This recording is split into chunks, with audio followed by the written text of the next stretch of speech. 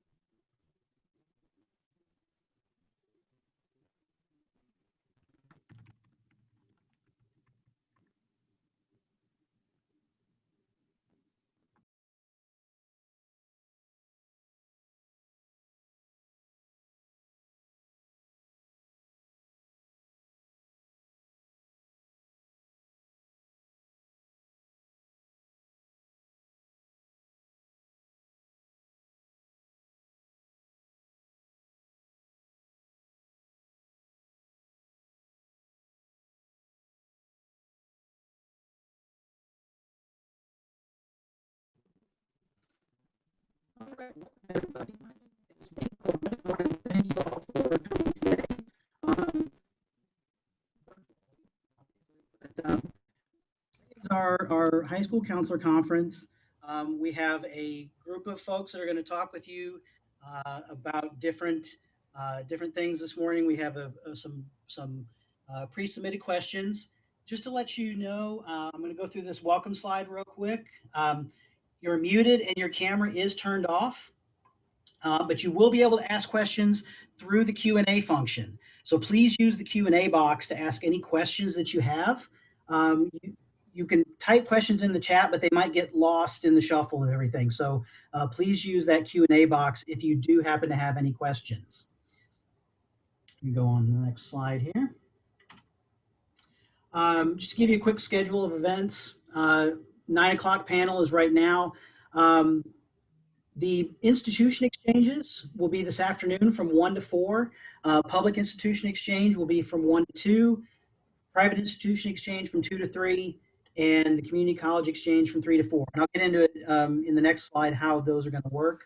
But also just to let you know, the COVID-19 panel that we had on Wednesday, that was pre-recorded. And I think Susie will be dropping the link to that in chat. So you'll be able to watch that as well. So the way the counselor exchange programs are going to work, you should have been sent a Google Sheet. I sent that earlier this week. It will have all of the meeting links for all of the schools that are attending today. So you'll be able to just drop in and out, kind of like you were going to their table when we had it on the concourse over in the arena. So just go ahead and click those links. If there are any passcodes, those are on the spreadsheet as well. So you'll be able to get into those. Just a few resources. On the CACRAO website is the schedule of events, all of the CACRAO contact information, all of the agency update videos are on the CACRAO website as well. And then at the end of the day today, please fill out the conference evaluation so we know what we can do to improve any upcoming events. So with that, I'm going to go ahead and stop sharing my screen, and I'm going to turn it over to Devin McCarthy James from CFNC and let her take it away. Awesome. Thank you so much, Nate. So good morning, everyone. Thank you so much to the CACRAO organizing committee for putting this together. I think this is a great event, and I know school counselors look forward to it every year. And thank you to the school counselors who are joining us this morning. We're so happy you're here and taking your time on this somewhat dreary morning to join us, and hopefully you can get some good information in the process. So like Nate said, my name is Devin McCarthy James, and I am relatively new to my role with CFNC. Previously, I was a school counselor though, so hopefully all that training was very helpful in my new role. But the goal of CFNC, if you're not familiar, is to really just help students and families plan for, apply to, and pay for college. And so my goal as a CFNC rep is to try to get as much information about college and financial aid out there as possible to increase college access. And a key part of that is trying to make sure that school counselors have all the resources and information that they need to do their important work, because you all are really the front lines of working with students and families on this. So definitely, if you are not on my email list and you are in my Western region here, definitely reach out to me. I would love to put you on that email list so you get any information and updates from CFNC and specifically from me. But thank you so much for all that you do. I mean, that's the most important thing I want to get across right now. So I'm going to turn it over to the other panelists to introduce themselves. So I'm going to start with Stephen Hewlett. Would you like to introduce yourself? Sure. Yeah, my name is Steve Hewlett. I'm the coordinator of the Transfer Advising Center at AB Tech Community College. And so we work with students. My office is primarily program advising for students who are in college transfer programs. So those degrees that would essentially serve as the first half of a bachelor's degree for students that are planning to go on to a senior institution and earn a bachelor's degree. Wonderful, thank you. Sarah Humphreys-Nationale. Thank you, and thank you all for being here this morning. It's great to speak with you all. I am the interim dean of admission and financial aid at UNC Asheville.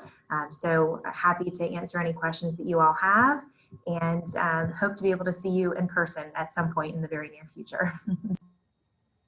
Wonderful. Steve McLaughlin. Thank you. Good morning, everybody. My name is Steve McLaughlin. I'm an associate dean at Duke University in the Office of Undergraduate Admissions. I'm also an academic advisor for first and second year students at Duke. And I'm the regional admissions person from Duke University who has the privilege of working with those of you in Western North Carolina, certainly the prettiest part of the state. So glad to be here this morning. Wonderful, thank you. Bethany Menn. Thank you, Devin. Good morning. I'm Bethany Min, the Vice President for Student Affairs for the UNC System Office. We are the 16 public four-year universities and one residential high school, the School of Science and Math. We're excited to announce this year we've enrolled almost 230,000 students for the fall, and this past spring over 50,000 students graduated from one of our 16 public universities. Thank you, Monty. We're very excited about that. And many of them stay in North Carolina. I just want to echo what my other colleagues have said. Thanks so much to CACRAO for organizing this. I know it's very different than what we've done in the past. And thanks to all of you for taking the time to listen to the panel and for all the amazing work that you are doing with your students and families. So thank you.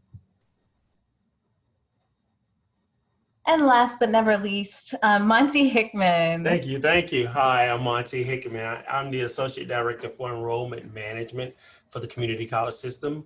We're the office of the 58 community colleges in North Carolina.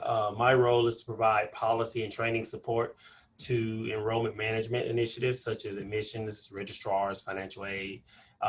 Thank you all, CFNC, for hosting it and CACRAO for hosting this.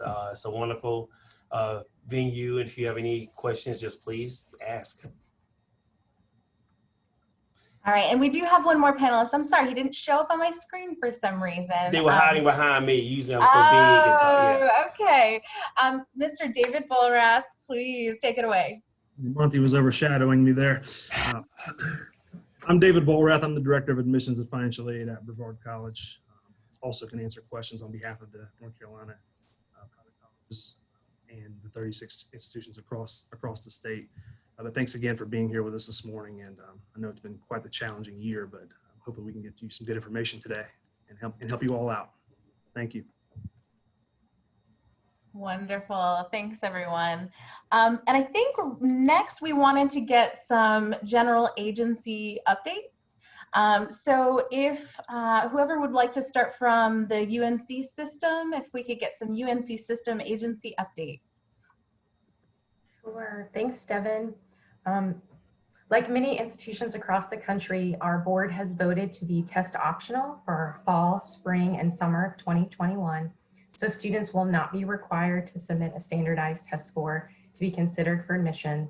Our board realized that many students were unable to take the test in the spring due to all the cancellations. And really what a great stressor it is now to try to find makeup dates with all of the cancellations and things. So no test score requirements, so that's a big thing. And I certainly think Sarah could speak more to what that looks like at Asheville. We've heard a lot of questions about that this week from the other panelists, other panels. The other thing I would say is before we move to being test optional for this window of the academic year, we did change our minimum eligibility requirements. Before, to be eligible, you needed to have a 2.5 and a test score. Now it's 2.5 or, and the new test score is a 19 on the ACT or 1010. And I'll put a link in the chat to the announcement about that and an FAQ if that would be helpful. But those would be the two big things. Sarah, what did I miss? I know I've missed something. This is early in the morning for me. So what have I missed? Those are the two big system updates, I think, that impact our admission and enrollment this year. So you're doing great, Bethany. Awesome. So can we hear from the UNC community, or sorry, not UNC. Really? Really? Sorry, Did you do community that? college system. You know, It's early for me too, folks. I'm Bethany's sorry. smiling right about now. Anyway. You like that? Right. Following Bethany's point, we don't really use test scores for admissions purposes. We use it more for placement. So we're still using under our RISE policy. Just make sure that, you know, if you don't have test scores, that we are going to look at GPAs to place you.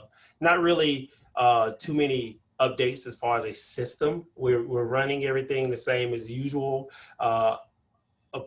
Apart from doing more online and hybrid courses than we did before. We do understand that it's a different time for everyone, and we're trying to be as accommodating as possible. So if anything changes or happens in your life as a student or a family, please just let the community colleges know in your area.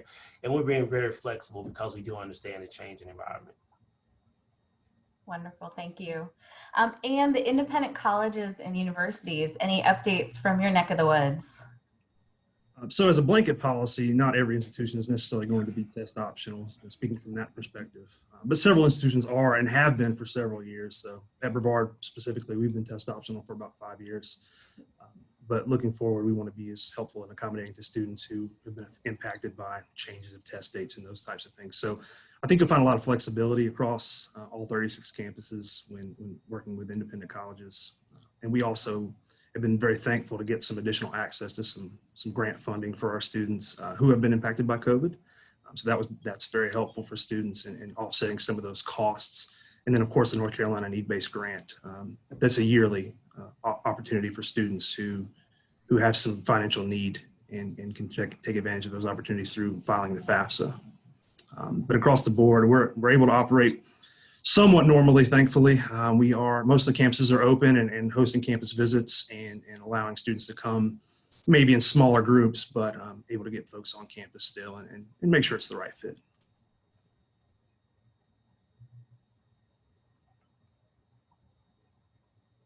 Anything else to add about the independent colleges and universities? Oh, no, ma'am. Thank you. All right. So I did want to tell you a couple of agency updates from CFNC real quick. So a couple of things that you should know about is we have a brand new site. There's some look and functionality to that site. Definitely some of the things we're really excited about and proud of are the scholarship search on there for statewide scholarships. There are about 100 on there right now, so that's a really good opportunity to be able to sort through and filter those. We have an updated college search with some new features on there, so definitely checking that out. And something we're really excited to roll out is the En Español section. So it is an entirely Spanish section, and it is not merely a translation of other parts of the site. It also has information really specific to those populations. So we're really excited to have that, that part of the site going. Some other things that are coming up, we have starting next week are the fall counselor trainings. There's 6 events over the next couple of weeks. So if you haven't signed up for those or looked at the content of those, definitely check those out. We do have an impact of COVID-19 on admissions and financial aid one, which is great. We do have another refresher or learning the cfnc.org site. And we also have one for working with Hispanic or Latino students that we've gotten some interest on. So just check those out if you haven't already. Also, as you probably know, October is fast approaching, and it's North Carolina Countdown to College Month. And so it's gonna look a little bit different this year. Of course, things have moved to virtual, and we've tried to support, you know, students and families and schools as best we can by creating a schedule of virtual events throughout the month of October to help with those admissions applications and financial aid applications. And there's going to be experts involved in those sessions. They're drop-in sessions, so don't be scared away. If you look at that Countdown to College page, they have 2-hour windows, but that means you can drop in whenever during those 2 hours. And it'll be a rotating session of about 5 minutes of presentation, just general overview of the topic involved, and then 15 minutes of Q&A. So you can get your questions answered at those times. And there's daytime sessions and evening sessions for families. So that's one key thing to make sure your families know about. Also, if you haven't signed up, school counselors, if you haven't signed up as a participating school, make sure to go ahead and do that so you get any updates that are happening about that during that time, especially if there's technical things that we need you to know. That's the best way to get those as quickly as possible. And last but not least, College Application Week has been extended to 2 weeks at the end of October, and we're really excited about that. So 2 weeks of free applications starting October 19th through 30th. And so check out the list of all the participating colleges on the Countdown to College page on the CFNC site for all that information. All right, without further ado, let's start talking about some of these questions that you all submitted. So thank you so much to school counselors for submitting some really great questions for our panelists. And panelists, just feel free to jump in on questions, you know, as I ask them. There's a lot of great knowledge on this panel, so if you have something to contribute, you know, please, you know, chime in on these. I think the thing we're probably going to want to start with is test scores and test optional. We've got quite a few questions about that. So I'm going to open it up with one of those questions. So the first one that I noticed was, if your school is test optional, will other aspects of the application be reviewed more heavily? Will any materials be required in lieu of test scores? And sort of related, are there ways students can strengthen their application this year if they're not submitting test scores? So I know that's a lot of questions, but it's a similar idea. So anybody want to chime in on what's going on with test optional this year? I'll start. So UNC Asheville has always reviewed every piece of the application that we receive. We've always required counselor recommendations. We've always required essays. So, you know, even though we aren't requiring test scores this year, we aren't anticipating that our read process will change dramatically. We actually, you know, I always kind of look at test scores last anyway. We're reading those essays. We're looking at the strength of the curriculum, the courses that students have taken. You know, I can only speak to UNC Asheville's read process, but we are still going to read in the same fashion that we always have. You know, if there's anything that students can do that that might strengthen their application. I mean, if there's anything, and I tell students this every year, but if there's a particularly extenuating circumstance that they want us to know about you know, their past year, then they can always add that into the additional information section on the application, and just make sure that students are you know, communicating with us about any unique challenges that they may have had. But as far as the test score goes, you know, we're not requiring anything additional in order to strengthen an application. At Brevard College, it's very similar.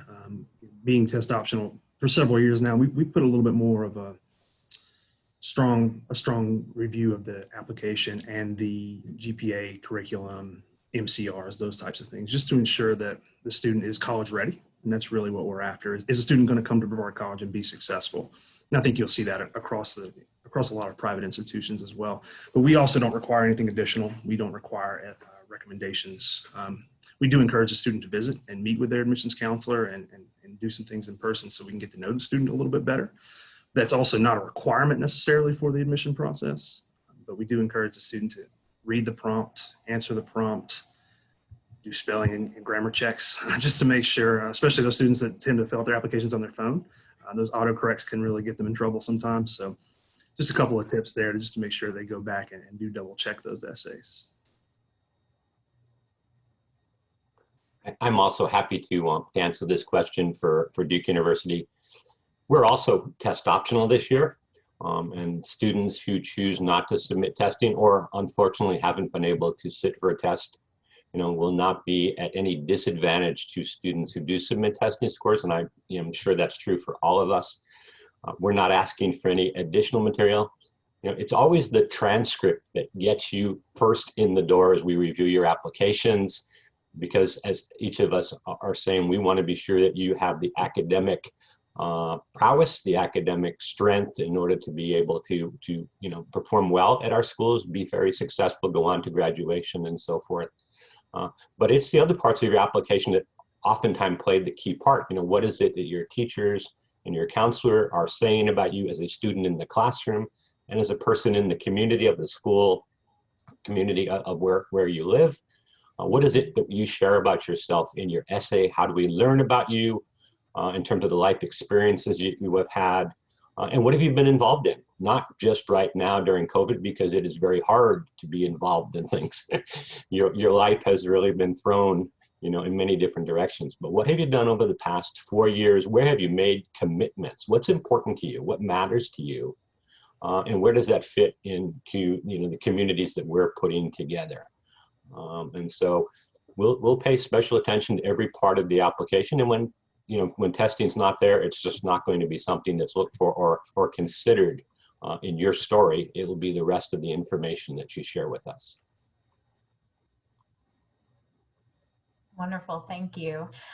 You know, the other piece of this that we've been getting questions about are, you know, how will lack of ACT or SAT scores impact scholarship program eligibility and selection? So if anybody could speak to that. We have a rubric similar to what we would use for a test score. So we have, you know, we have a review process where we have several readers that go through the test optional application and essentially score the essay based on a rubric for content purposes. And then we liken that to a test score, for example. So if you had a 25 ACT, that would be equivalent to X on the test optional rubric score. So we can assess scholarships and grants the same exact way we would with a test score. Yeah, so maybe Bethany can speak to the UNC system as a whole, but I think that this is where different UNC system schools are differing on this. At UNC Asheville, we are not requiring test scores for any merit-based scholarships. Similar to what Steve just talked about as, you know, for the review process for applications at Duke, that's similar to what we're going to do with our merit-based scholarships at UNC Asheville. If a test score is submitted, then it will be considered as a part of the merit scholarship piece. But if a test score is not submitted, then it is not going to take away from that student's opportunity to receive a merit-based scholarship. So again, we are going to be looking at all different pieces of a student's merit, and we're frankly going to be looking pretty heavily at the curriculum and the GPA. And other things, other aspects of a student that might make them a really successful candidate and a really good fit for UNC Asheville. So we are not requiring test scores for merit-based scholarships, although I don't think that is necessarily true at all of the UNC system schools. Thanks, Sarah. As Sarah said, each of our institutions is different. The majority are not requiring it. There are a few scholarships that the donor set up themselves, that the donor is requiring that the test score is still provided. So this is another great opportunity for your student just to reach out to the admissions counselor at the campus. But the majority, like Sarah said, are not using test scores because they realize that, like Steve mentioned, students might not have been able to take the test. But there are a few. I wouldn't want to say I have 16 institutions times 500 to 600 scholarships each one, that all of them do not require test scores, but they have reached out to as many donors as they could to get that change, but not all of them change that. But the majority, like Sarah said, for merit-based do not require the scholarship and are looking at all those different pieces. At Duke, our merit scholarships are handled by a separate office outside of admissions. We have been in discussion with them, letting them know that we are test optional. Within that office, each of the different scholarships that Duke has is handled by a different committee made up of faculty as well as staff. So they're going to be, revising their own process. I know that the Robertson Scholarship, a scholarship that we share with the University of North Carolina at Chapel Hill, is continuing to require testing as part of their review process, at least at this time. But all of our other scholarships are making adjustments in their review process, recognizing that some students will not have testing to submit and some students will, and they'll decide exactly how they're going to work out that process. Wonderful. Thank you, guys. Is there anything anybody else needed to chime in on test scores? I know we've talked about it a lot. Monty, nothing? Community colleges, we use it for placement. We don't do we don't use it for scholarships, and I would say probably just check with your departmental areas to see if they have any scholarships and any requirements. Perfect. Okay, so changing gears a little bit, how are colleges and universities going to view the PC-19 on high school transcripts? When should a student choose a PC-19 versus a numerical grade? How is that going to be regarded by admissions?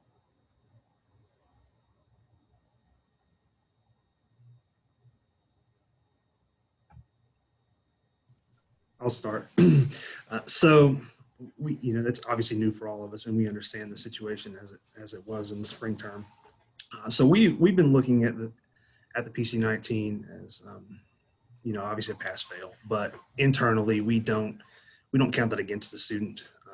I would encourage, and I guess this is probably the recommendation from the guidance counselors, but does the student have the option? So with that, if they have that A already in the course, can they keep that A? I mean, that would really be the best advice, I guess. Is it going to be a hindrance to the GPA if the letter grade is applied as opposed to assisting the GPA? So for us, we look at it as a strictly pass-fail, but we don't count it against the student in terms of any kind of calculation we would do in-house on the GPA.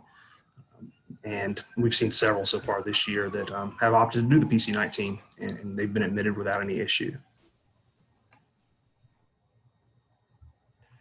Because, as each of us has said, our process is a holistic one, and we're looking at everything. That's a part, but a small part of the overall process, and it's new to us. So I can't say exactly how we're going to deal with it, because when we come across it, it'll be something we'll discuss, as well as the rest of the picture. Again, what has that student done the other 3 years? What are they doing this semester? Academically, what classes did they take, and what class did this occur in? What have they been involved in extracurricular and so forth? It's not, a be-all, end-all type of situation with this one thing.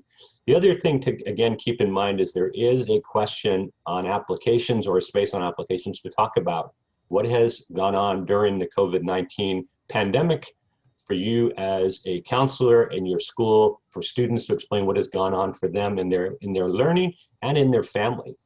And that's a great place for students to give us more information, for counselors to give us more information about what has occurred at their school.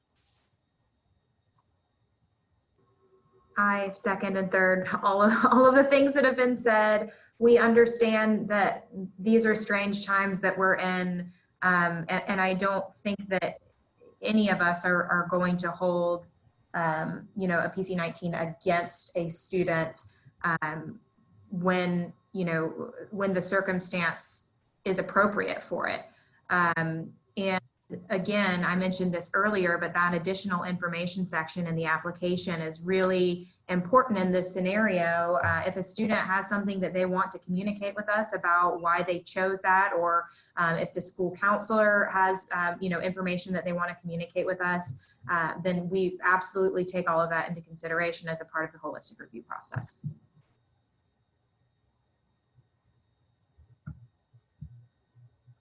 Wonderful.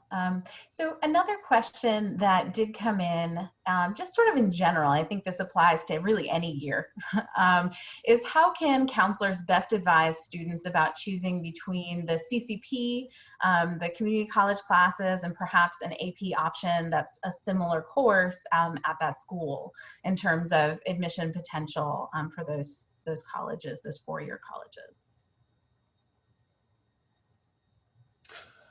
Well, CCP is community college courses. So no, actually we, as we said earlier this week in other sessions, have a conversation with the student. It depends on the student, individual student. CCP are college level courses. You receive college level credit. AP, similar.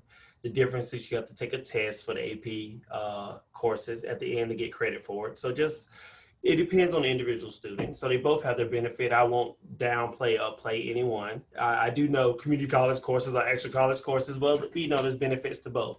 I would say just have a conversation with the student. If they're good with taking a test for the AP course and that's something they want to do, that's fine. If they're great with the online college level courses, everything's online right now, so they're pretty much on an even footing with one another. So they're both about the same. It just depends on the individual student. Now, Stephen may have a different position on that than I do, but that's how we see it. I would, if it was me, I would not want to have the college credit hinging on one test. I would take the community college class, recognizing, of course, that I work for a community college. But that would be my take. Yeah. And also, sometimes it also depends on if the student's going in-state or out-of-state for college, whether they choose to do the CCP or the AP course. Whereas with the North Carolina, we have articulation agreements, and CCP course is going to transfer anywhere. AP, again, as Stephen said, hinging on a test, but it may be weighed differently outside of North Carolina. So it all depends on where the student wants to go. I think that we recognize, I'm not going to say one is better than the other. Right. That is not how we do our review process, because we recognize that different students in different parts of the state have different opportunities.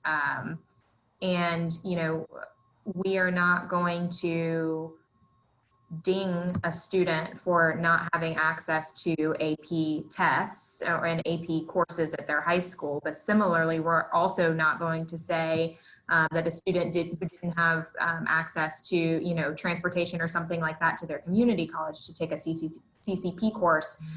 We just recognize that different students have different opportunities. They both, you know, come over as college credit.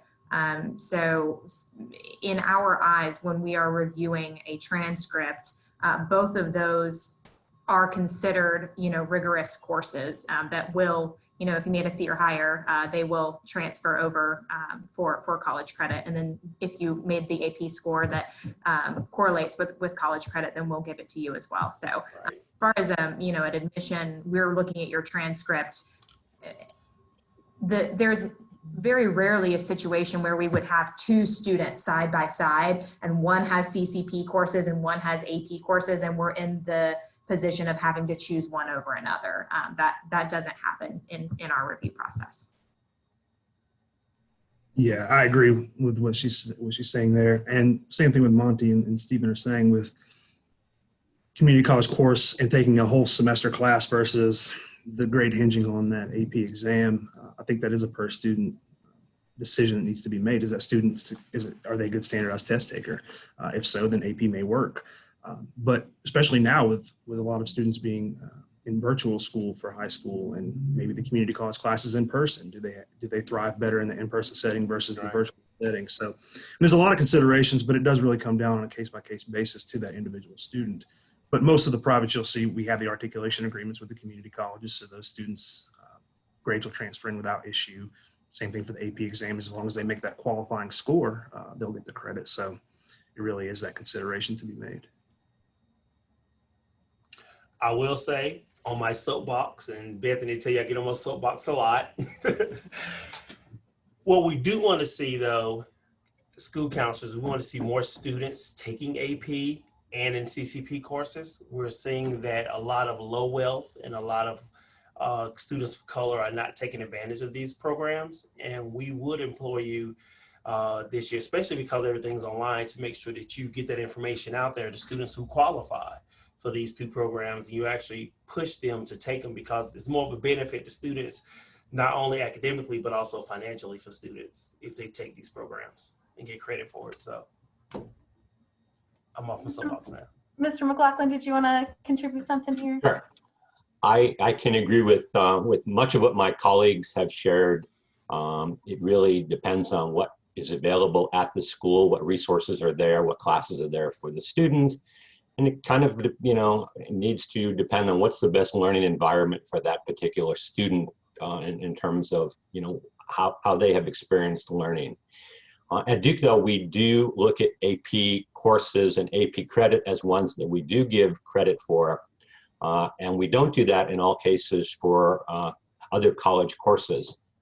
And my understanding of the reason for that is because there is this national test that is a standard that gives us direct information on the student, has learned that material.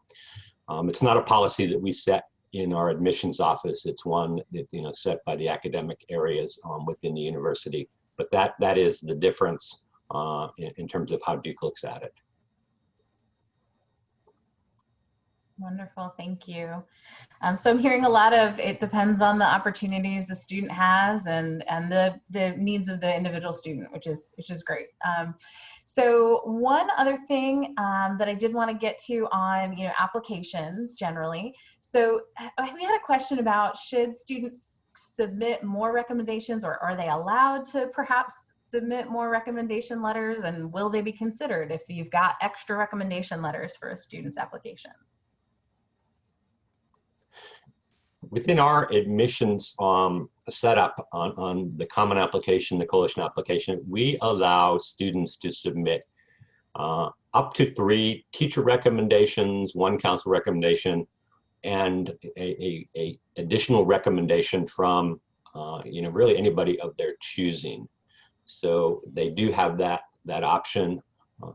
The question always is an additional recommender going to add something to your story that's not already there? It's not to your great advantage to have, outstanding names at the bottom of your recommendations. If you happen to have connections to people who are famous, whatever, that's really not what we're looking for. We're looking for people who can tell more about your story, something that is going to help us get to better understand you, because as we've each said, our process is a personal one. It is one of trying to understand every single student that we review your application and what has occurred over the course of your 4 years, your life experience that helps us to better understand who you are and your interest and preparation for our schools.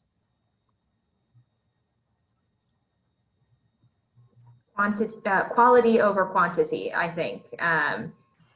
We do not have a limit on how many recommendations you can submit. We often find the recommendations very helpful, especially from the counselors. But we recognize that many of you are at schools where your caseloads are very large and you don't, you just haven't had the opportunity to get to know your students very well. So in that case, teacher recommendations are extremely helpful. Again, what Steve said, is it adding just to add, or is it adding, more information, giving us a fuller picture of the academic life of the student and the personality of the student and whether they are going to be a good fit for our institution. So we'll read whatever the student submits to us, but I would not encourage more just for the sake of more this year.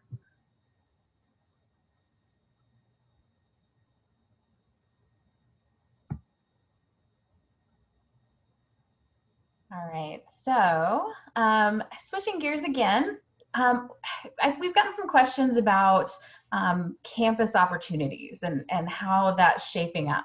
So for instance, how are opportunities like internships, study abroad programs, post-graduation assistance like job fairs, things like that, any programs that your campuses have, how are they changing or adapting in the midst of COVID? That's certainly a very interesting question because they're continually adapting. Right now, there is no study abroad because most countries are not allowing those of us from the United States to visit them. We tend to have one of the more challenging locations globally with the pandemic. And so that is not an option available to students, but that's a temporary thing. And when we all are hoping that that will not continue for anywhere into the future. I know we're doing a number of things with job fairs, with career opportunities, and those are all virtual at this time. But there's a large one I know that's coming up this very week. There are continual opportunities for students to get in front of recruiters, to have, and when these occur, these are opportunities not only for a future job, but also for an internship. Both of those things happen at the same time in these career fairs. So there's a lot going on there. Duke is currently having students on campus. Our freshmen and sophomores are there. Some of our juniors and seniors are there. But we also found that about 90% of our students are living right in the Durham area.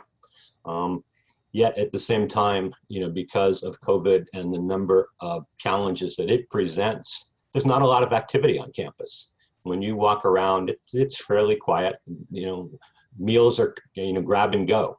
Again, we're doing everything we can to protect the health of our staff, of our faculty, and of our students during this time. So it looks quite different.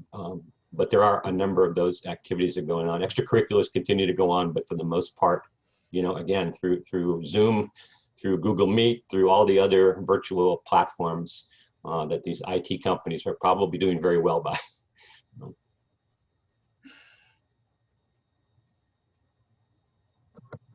I think that our colleagues in student affairs are doing a wonderful job of getting creative with how to engage students. And it's a continual learning process as we are all going through.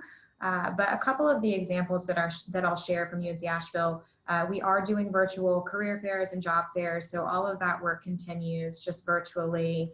I was talking with a faculty member in our teacher licensure program, and she was talking about the challenge of having student teach this semester.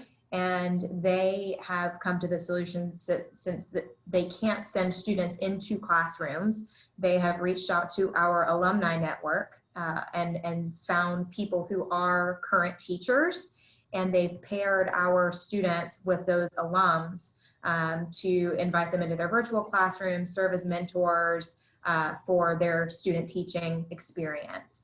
So we're getting creative in ways that we're engaging students. I will say that, a benefit of being here in Western North Carolina is that we have a lot of student activities that are surrounded in the surrounding area, in the mountains, outside. Our plant club has never been more active. Those kids are always out on campus doing like foraging treks, and they're in the botanical gardens. So there's a lot to do in the outdoors right now, socially distanced. So we're figuring it out, and you know, we're still here on campus. Our cases are low, and we're really just trying to find that fine line between engaging our students, but also being really mindful of the health and safety of our students too. And I think that we're doing, you know, as well as can be done right now. So those are just a few of the things that we're doing. Oh, I'm sorry, David. Oh, I'm sorry, go ahead. Okay. Yeah, I would say very similarly to the larger institutions, we have gone virtual for a lot of these club events, club meetings. Thankfully, we do have some green spaces on campus where folks can meet in a social distance atmosphere. Some of our other spaces indoors, if need be, can be done that way as well. Work study job placement was done virtually this year, as opposed to the typical job fair we would host. So they've done a really good job adapting, acclimating, and making sure the student experience isn't impacted negatively, or as little as possible anyway. And students have been receptive to it, and we have our BC Radar app, which is our kind of institutional application that students can connect through each other with a community forum and Q&As and some other unique things that thankfully have been in place and are working well. And the technology aspect has really helped us. You know, obviously we're doing this via Zoom today, so similar to this, we have those opportunities with our internal market and our students. So far so good, and we'll see how those things go, and looking forward to job fairs later this year. Having all those constituencies on campus is probably not likely, so I do anticipate a virtual forum for that as well. So we'll see how it goes. Thanks, Devin. I just wanted to add to what Sarah shared, that like what she shared at UNC Asheville, our other 15 public universities are doing the same thing, that we have virtual career fairs. Many students were able to have virtual internships this summer and this fall, and our career service office has been very busy being creative and thinking of those things. And then Sarah also said just how creative our student affairs folks have been. And I'm sure you've all seen this, but you know, at one of our campuses, they moved their gym equipment outside. So it's almost like a Venice Beach. You can go to that campus, or you can get a personal Zoom training session to your dorm room if you don't want to leave. One campus had a DJ party and it crashed their internet server. So they had 4,000 kids log in and the party crashed. So being so creative, trying to help students connect, knowing that's so important. And most of our institutions still have students on campus. The majority of the courses, though, are virtual just because of health and safety reasons. But just want to give a shout out to all those folks in student affairs for how creative they've had to been since March. It's a lot of work, and our wonderful career service folks. If I could just jump in real quick. I know the question was specifically about COVID, but I did want to add that sometimes it may not be well known that some of the kind of programs that are available at universities are also available at community colleges. We have a variety of study abroad trips. Now, of course, they're not happening this year, but we do have a variety of study abroad trips here at Asheville Buncombe Technical Community College as well. So we try to make sure that students have that opportunity. We do have some career stuff as well that has gone virtual, like a lot of what other folks have said as well. Wonderful. I love hearing about all this creative stuff. I'm pretty intrigued by the plant club. I'm not going to lie. There's some cool stuff going on that you all are doing, and I'm sure it's so appreciated by the students. You know, online DJing and all this great stuff. I love it. Couple other things that counselors had sent questions in about were about FAFSA and RDS. So I did want to make sure to hit on those. One, I just didn't know if you all knew of any FAFSA completion events that your campuses are involved with or are doing this year, you know, perhaps virtually, something like that.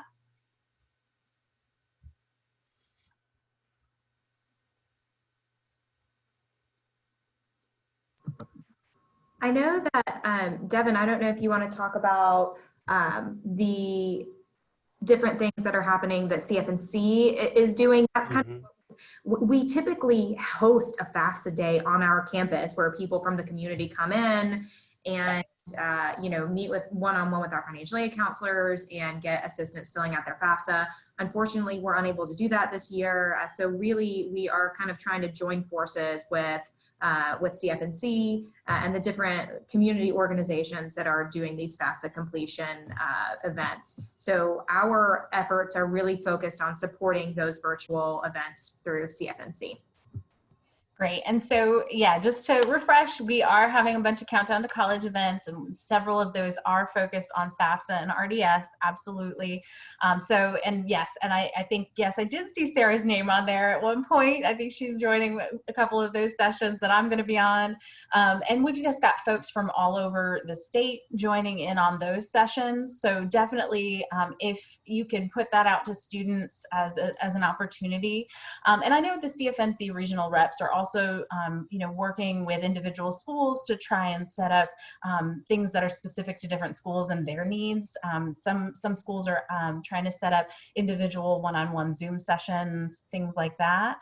So I wasn't sure if there's anything else that colleges are doing, but absolutely do not want to minimize the CFNC stuff that we're doing, because you guys are definitely all involved in that as well. We're jumping on board with CFNC also.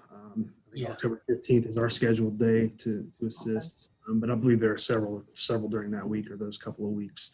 But we'll also, we're happy to help at any point, honestly, on an individual basis as need be. We'd be happy to walk a student or family virtually, or because we can host some students on campus, we could essentially help some smaller groups of students on campus as well as needed.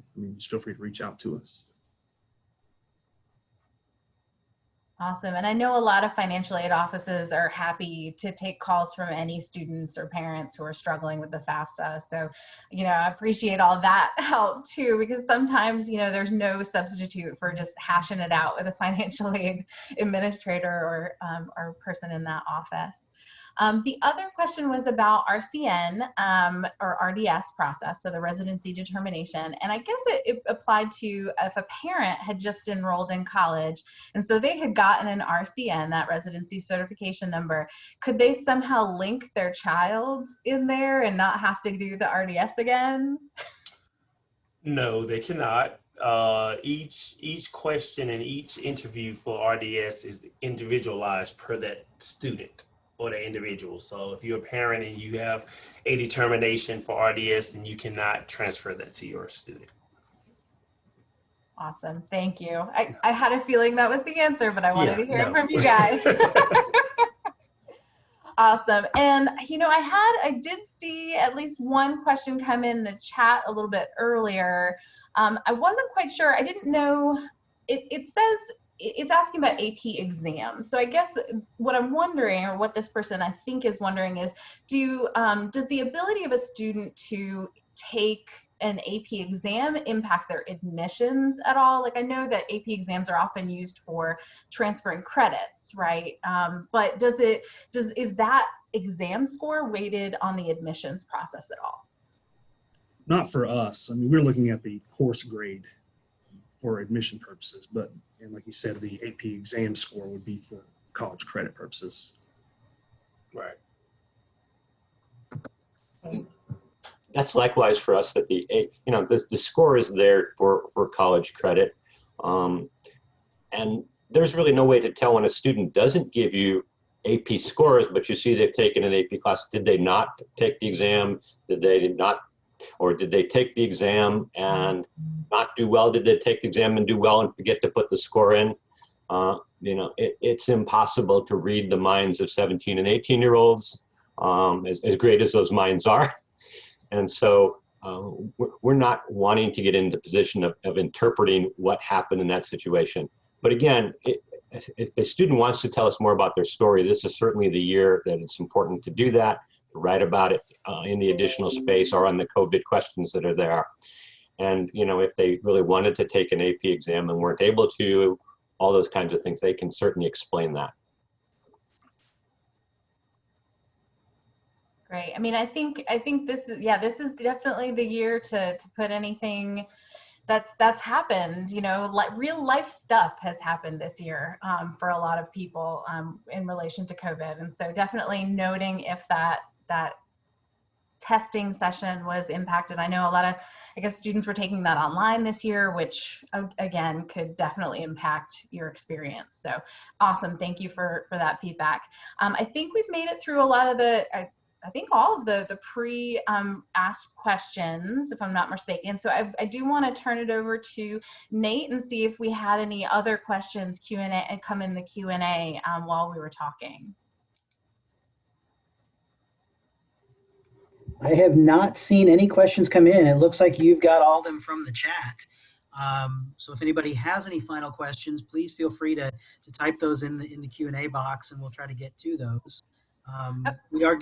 Go ahead, Devin. Oh, sorry. I was just going to say, while folks may be formulating questions, one thing that was occurring to me is that if you all wanted to highlight anything specific you're doing from the admission side of things virtually these days, you know, to help students make those decisions, even though they can't always be on campus and things like that, that might be a good thing for school counselors to know about.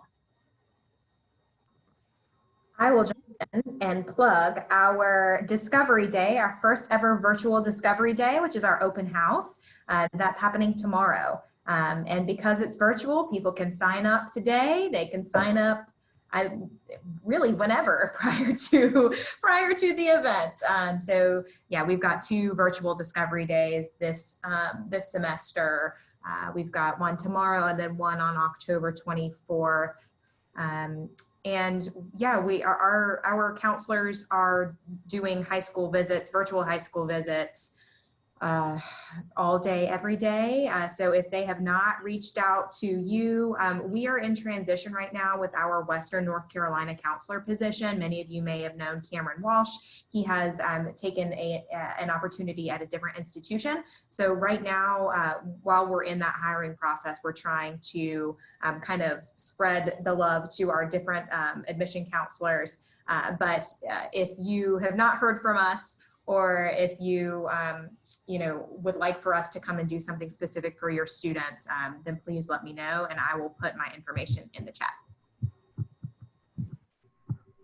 Same. It's kind of funny. Actually, our first virtual visitation day is tomorrow as well. So no competition. So yeah, we hope that students have the opportunity to visit, whether it be on campus or virtually. We do still have the on-campus events Monday through Saturday. Monday, Wednesday, Friday, Saturday now. And giving students in smaller groups the opportunity to visit. But from a virtual standpoint, we also offer virtual meetings with admissions counselors, and just simply reach out to the admissions counselor to schedule that. It could be via Zoom or Meets or one of the online platforms. And same thing that Sarah said, we'd love to connect with you all as well, whether it be virtually or via phone or what have you, whatever the need is there. But we could connect with a smaller group of students as well. If you had a group of students that would like to reach out to us, we could schedule a time to set that up at the school, and do it via Zoom or what have you. You just let us know what your needs are, and we'll try our best to accommodate them as they come up. Yes, one other question that just came in asked, are there any institutions that are hosting distance tours on campus? And as the visit manager here at UNCA, I will go ahead and speak for us. We are holding campus tours Monday through Friday, 10:30, 12:30, and 2:30. They are limited in numbers, but that does allow us to have one student ambassador per family, so they get a personalized tour to take them out. So that does help an awful lot as well. So I'll let any other schools that may be doing that speak about how they're doing their tours.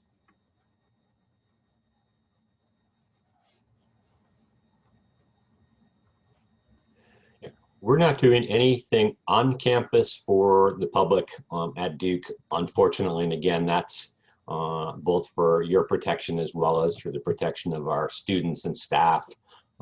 We are doing a number of things virtually. We have virtual information sessions just about every day of the week except for Sunday.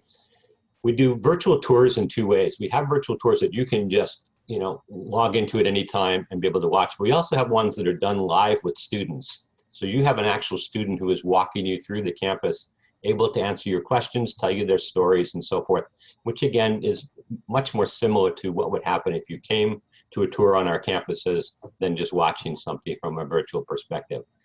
And I know we have a fall forum coming up in October, but the The details of it haven't gone out yet by emails and so forth, and so I don't have all those details to release, but watch our information that's coming out, watch our website and so forth, because sometime in about 2 or 3 weeks, we're going to have a major event, virtual again, unfortunately, happening on campus for prospective students. Awesome. So stay tuned. That was a nice, like, mysterious plug for that. So I did want to ask Monty, you know, I know that maybe right now, not due to COVID, but can students take tours of community college campuses usually? Yes, it depends on community college. I would say reach out to the admissions office. Most are doing virtual tours also, but some are, if they're on campus, offering tours live. Yeah. So contact the campus. Awesome. Okay, I do want to recognize everybody's time because it is 10 o'clock, but there is one final question that came in. A counselor asked, I realize that you've already addressed this, but the amount of anxiety over choosing PC-19 versus actual grade is incredible. The GPA game loophole is big. Lots of parents wanting to know with absolute certainty which is the right choice. An A in a non-honors course is a hotbed of concern. A B in an honors or AP course brings a GPA down, and a PC-19 doesn't. Thoughts?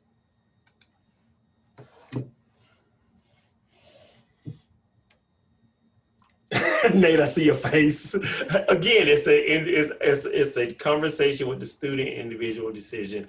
I would say again, if I think David said it earlier, if the GPA brings the overall GPA, I'm sorry, I'm tongue tied. If the grade brings the GPA up, then yes. If it does not impact or brings the grade down, I would say take the PC-19. And Steve has something to say, I can tell.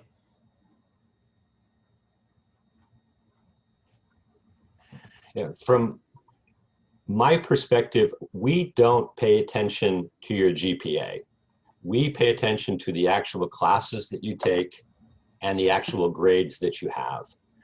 And so from my own individual perspective, as reading your application, I would prefer to see the A or the B there rather than the PC-19, because I don't know what that means. It could have been a C, and I'd much rather have you have had a B than you have had a C. So I'd rather not be in the position of having to interpret or guess or and then seeing an A or a B. And again, we're not going to be paying attention to that GPA. We are going to be looking at the actual grades. So that's, you know, probably a different perspective because of a different school situation. Yeah. I think that we are also aware of the GPA game that students are you know, trying to not necessarily play, but this is a real concern for folks. The more information we can have, it's, you know, the better served the student is. And the PC-19 doesn't let us know. I mean, it could have been a D, it could have been an A. So would it be helpful for counselors to list their actual grade if they chose the PC-19 in order to help their GPA? I think that would be helpful from a reading perspective. Right. But when we talk about holistic review, I know that families and students don't like to hear that, but we are looking at grades. We're looking at the rigor of the course. So there's just, I know that people are looking for a blanket answer, but there really just isn't. It's so individualized to the student situation. So I wish that I could give you a more specific answer.